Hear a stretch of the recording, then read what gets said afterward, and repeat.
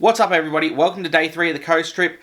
Although I am currently in my lounge room editing this video that you're watching now, it's because we're going to do it a little differently. So day 3 was probably one of the most fun-filled, adventurous kind of days that we had. But I didn't take a lot of video, so we're going to have to change it up a little. We're going to do a bit of a story time, assisted with some of the photos that I took on the day. So today's story kicks off at Hobart Beach campground, which is where I just spent the night, and really it was going to be another just a pretty kind of chill day, a bit more exploring around some of the places I hadn't been, which we did end up doing. But the others were coming over, so I was going to be kind of making my way down south further to catch up with them at Bournda Bay, although that all pretty quickly changed. So first thing in the morning, I was just packing up camp and doing those kind of things, getting ready to head off and start the adventures for the day, when I happened to run into Jess, who was another camper at the grounds there. I briefly met her the night before all the rain and everything started to come in, and we did that whole pleasantries thing of how you going, how'd you sleep, that kind of stuff you just do while you're out camping. Anyway, we got talking a little bit about how long you'd been over the coast, what kind of things you'd been up to, and what the plans for the rest of the trip were. Basically, we discovered that we had fairly similar kind of ideas for the day in the places that we wanted to go. So I decided, why not team up and check those out together, which was a big benefit for her, as a lot of these places are actually quite remote and often without phone reception.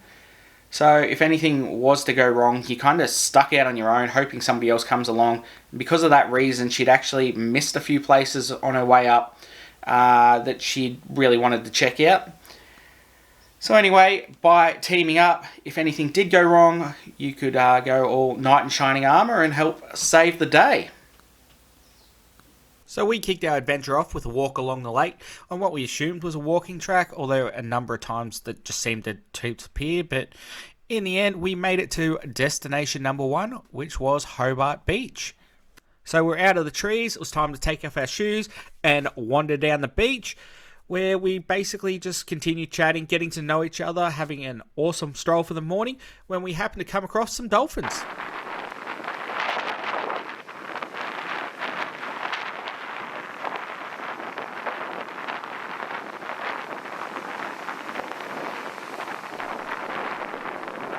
After quite a long walk along the beach, we had to head back into the bush towards camp, where we came across a number of bits of wildlife, including goannas, a black snake, dragonflies, butterflies, and so many cool things. We also found some pretty awesome locations like this here, where Jess was an awesome sport and allowed me to take some photos that I'll show you right now. So I took quite a number of photos in this location. However, I made a bit of a rookie mistake and I didn't actually check and change the settings on my camera from the previous photos I was taking. However, they still happened to turn out pretty good in my opinion. There was some slight tweaks here and there, but I'm still pretty happy with the outcome. Upon returning to camp, we ran into some other campers that were staying there, and they told us to go check out the Bournda Lagoons before heading off, and also highly recommended that we take a bit of a dip while we were there. So that was destination number 2. So this turned out to be a pretty neat little spot, and one I would recommend that you should go check out if you're ever in the area. And while we're there, we happened to come across this guy who I happened to get these kind of cool shots, as we also enjoyed a swim. The temperature outside really wasn't all that great, although the water was absolutely beautiful.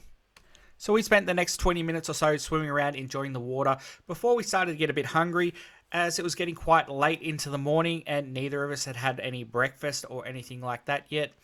So it was time to get out, dried, changed back into some normal clothing, and then we made our way back to the vehicles before heading into Tathra to try and hunt down some food and coffee, which we happened to just do at the Tathra Bakery, and a delicious meal that was.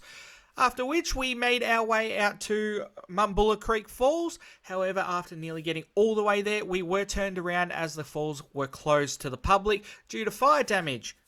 So that threw a spanner in the works, and we had to come up with a new adventure for the afternoon. So we started to make our way back towards Tathra, where we came across this little book swap in the middle of nowhere. So we stopped there, checked it out while making plans, and decided to head out towards Moon Bay. So here we are at destination number 3, which is Wajura Point Lookout. Whether I pronounced that correctly or not, I have absolutely no idea, but it overlooks Nelson Beach, and how stunning does that water look? So moving right along to destination number 4, and that was Moon Bay. This cool as little beach right here, just tucked away, and I mean, just have a look for yourself.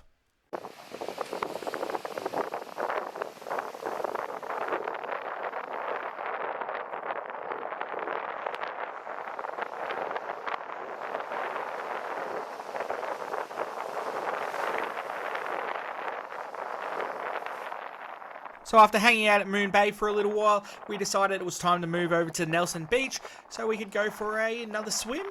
And this was also our final destination where Jess and I went our separate ways.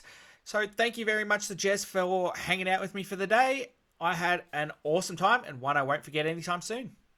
I'm now heading off to Batangby Bay, where I'm going to finally meet up with Elliot and Rachel, and Taff and Shell at some point too. They may or may not beat me there. I don't know, but that's current plans and where we're heading right at this point in time.